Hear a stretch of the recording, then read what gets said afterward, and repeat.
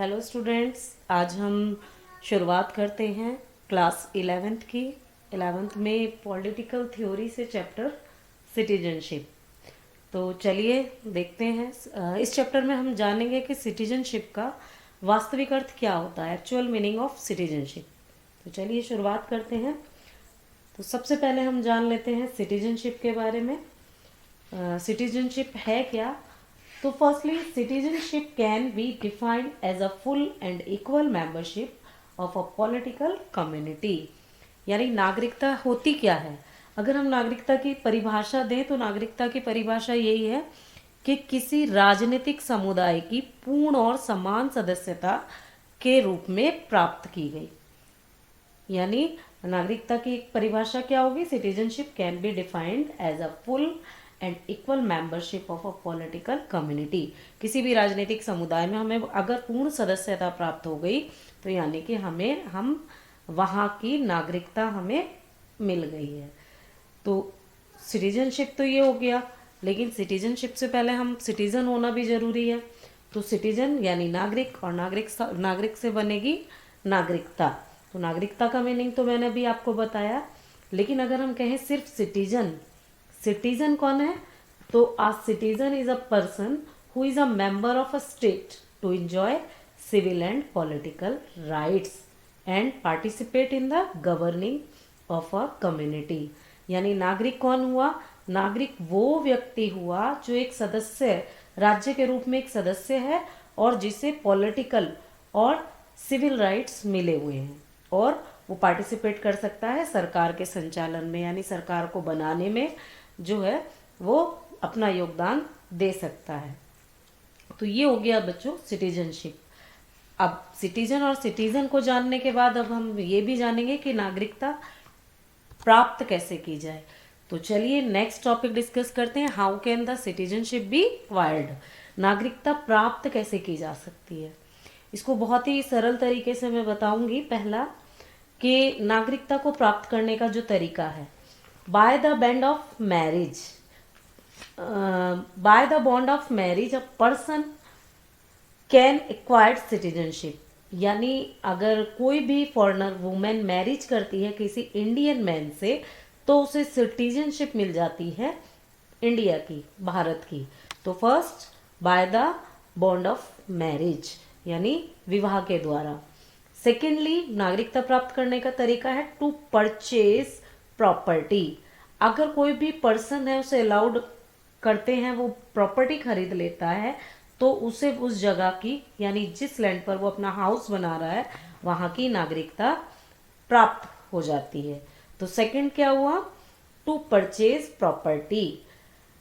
Next, if a foreigner has been appointed to a government office, one can acquire citizenship of that country.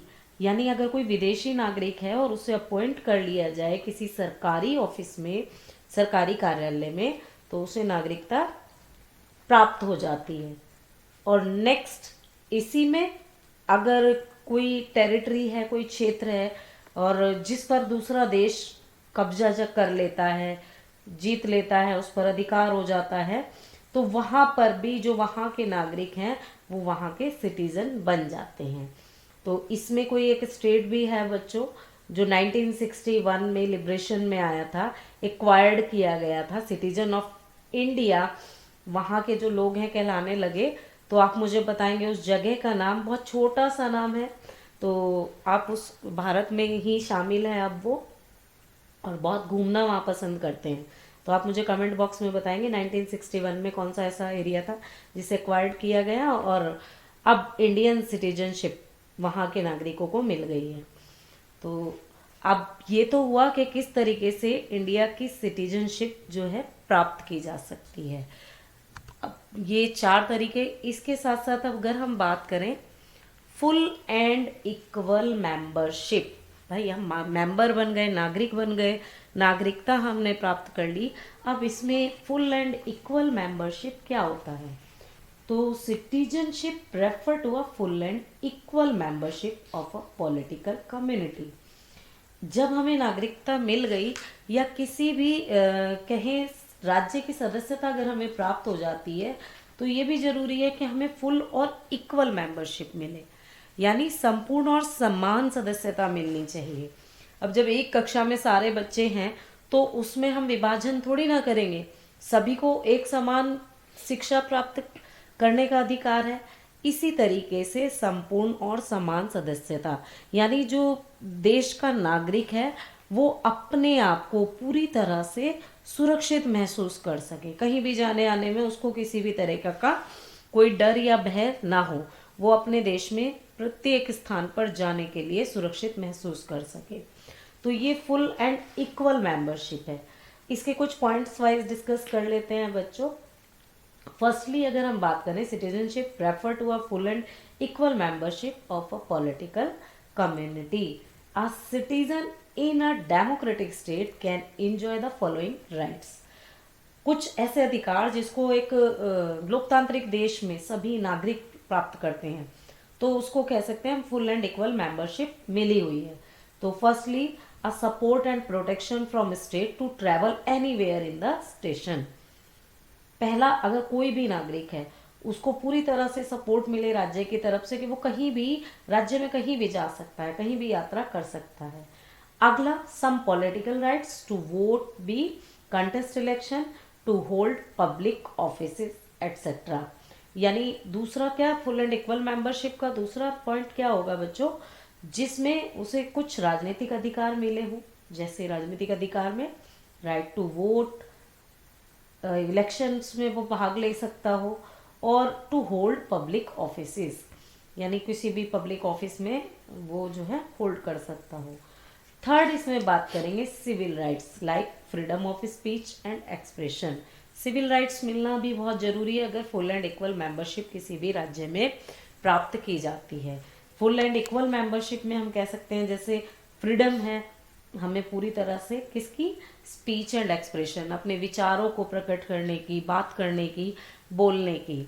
अच्छा, इसी के अंदर ही बच्चों अभी एक छोटा सा हमारी बुक में भी एग्जाम्पल दिया गया है कि एक बस में अगर हम ट्रैवल करते हैं तो उसमें क्या होता है, बस में बहुत सारे लोग खड़े हैं, लेकिन जो अंदर चढ़ गए पहले उन लोगों को क्या कर दिया जाता है, वो अपना अधिकार मान लेते हैं। फिर बाद में जो लोग आते हैं तो उनके लिए कहते हैं कि भाई ये आउटसाइडर है, इनको नीचे उतारो, ये सीट तो हमारी, हम पहले आके बैठे हैं।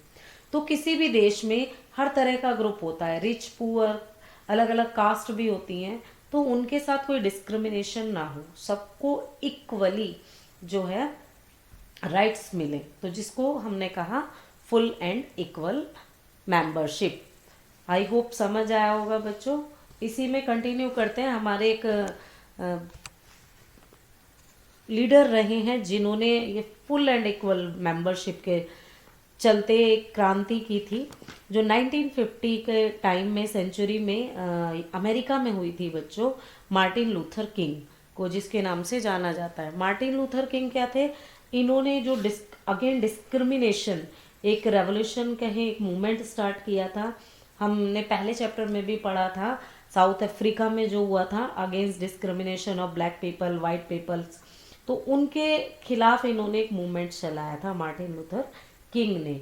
और इन्होंने ऐसे तर्क दिए थे कि इन्होंने कहा कि पॉलिटिकली डिस्क्रिमिनेशन नहीं होना चाहिए, एक सोशल कोड नहीं बनना चाहिए, एक जो कोड क्या करता है, दूरी पैदा करता है लोगों के बीच में, जिससे क्या होता है, दोनों ही ग्रुप को इसका नुकसान झेलना पड़ता है।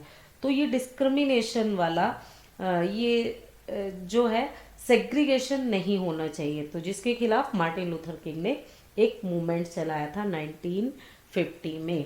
तो ये, और discrimination between white and black people जो हमने इसी बुक में चैप्टर 1 में भी पढ़ा था, किसने चलाया था, बहुत लंबा प्रोटेस्ट किया था। आप उस लीडर का नाम मुझे बताएंगे, और उसने एक बुक भी लिखी है, उस बुक का भी नाम आप मुझे बताएंगे। 28 ईयर्स वो लीडर जेल में रहा, जिसे अफ्रीकन गांधी के नाम से भी जाना जाता है। तो उस लीडर का नाम आप मुझे लिख के बताएंगे कि उसका नाम क्या है। तो ये हुआ फुल एंड इक्वल मेंबरशिप। और मार्टिन लूथर किंग का बहुत ज़्यादा प्रश्न जो है बच्चों एग्जाम में पूछा जाता है। अब इसमें हम बात करते हैं सिटीजन एंड नेशन, क्योंकि अभी हमने सिटीजनशिप की बात कर ली, और कोई भी देश जो है बिना नागरिकों के पूर्ण नहीं है, और नागरिकता कब मिलेगी? जब कोई देश होगा। तो इनको थोड़ा बच्चों अलग से जान लेते हैं कि सिटीजन और नेशन क्या होता है। सिटीजन अभी हमने बात की, जो राज्य में रहने वाला वो व्यक्ति जिसको पॉलिटिकल और सिविल राइट्स मिले हैं, वो सब एंजॉय करता है अपनी कंट्री में। बट अब हम बात करते हैं एक नेशन। एक नेशन कैसे बनता है? नेशन के लिए एक 4 तत्वों का होना बहुत ज़रूरी है। एक, सोवर्निटी यानी संप्रभुता। संप्रभुता it means decision making power. किसी भी स्टेट्स के पास अगर अपने लिए निर्णय लेने की क्षमता है, वो अपने नागरिकों के लिए, अपने देश के लिए कोई भी निर्णय ले सकता है, जिसको सोवर्निटी कहते हैं। Second, boundary. एक दायरा होता है, एक लिमिटेशन होती है किसी भी टेरिटरी की कि वो यहाँ से यहाँ तक फैला हुआ है। तो एक देश को बनाने के लिए बाउंड्री बहुत ही महत्वपूर्ण है। दूसरा, नेशनलिटी। नेशनलिटी यानी राष्ट्रवाद। किसी भी देश के नागरिकों में ये भावना जागृत होना, देश के प्रति सम्मान, देश के प्रति आदर, ये सब होना बहुत ही आवश्यक है। और अगला चैप्टर हमारा नेशनलिटी ही है इस चैप्टर के बाद, तो नेशनलिटी के बारे में तो और अच्छे से जानेंगे। नेक्स्ट है गवर्नमेंट। ये तीनों होने के बाद गवर्नमेंट यानी सरकार। इन चारों को मिलके बनता है कोई भी देश, जिसको हम किसी भी नेशन के रूप में बात करते हैं। तो ये हुआ सिटीजन एंड नेशन। अब आगे बढ़ते हैं। तो अगला हमारा टॉपिक है universal citizenship and global citizenship. बच्चों, नागरिकता और नागरिकता को प्राप्त करने के तरीके के साथ साथ हम जान लेते हैं कि ग्लोबल सिटीजनशिप क्या होता है। तो global citizenship connects the people of different parts of the world through the means of communication etc. Internet, television, radio.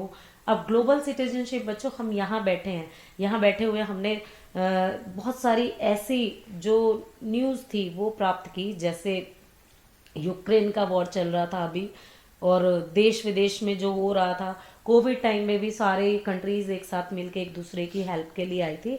तो ये ग्लोबल सिटीजनशिप है कि हम सभी नागरिक कहीं ना कहीं हर पार्ट से, विश्व के हर पार्ट से जुड़े हुए हैं। तो ये ग्लोबल सिटीजनशिप कहलाता है। Global citizenship acquired sympathies to have the victims of flood, war, terrorism, tsunami, bird flu. ये सारी जो समस्याएं होती हैं, हम इसमें क्या रहते हैं, एक दूसरे के प्रति सिंपैथी जागृत होती है जब हम सुनते हैं देश के इस कोने में ये हो गया, सुनामी आ गई। अभी अगर हम देखें तो सुनामी के टाइम पर भारत ने श्रीलंका की हेल्प की थी। तो इस तरीके से दूसरे से कनेक्ट होना, वर्ल्ड के एक पार्ट से दूसरे पार्ट में लोगों का कनेक्ट होना, ये कहलाता है ग्लोबल सिटीजनशिप। तो आई होप समझ आया होगा सभी को। बहुत शॉर्टली इस चैप्टर को समझाने का प्रयास किया गया। सिटीजनशिप अपने आप में बहुत बड़ा दायरा है। तो आज के लिए इतना ही। आपसे जो कुछ क्वेश्चंस पूछे गए हैं वो उन क्वेश्चंस के आंसर ज़रूर लिख के बताइएगा। तो have a nice day all of you and take care all of you.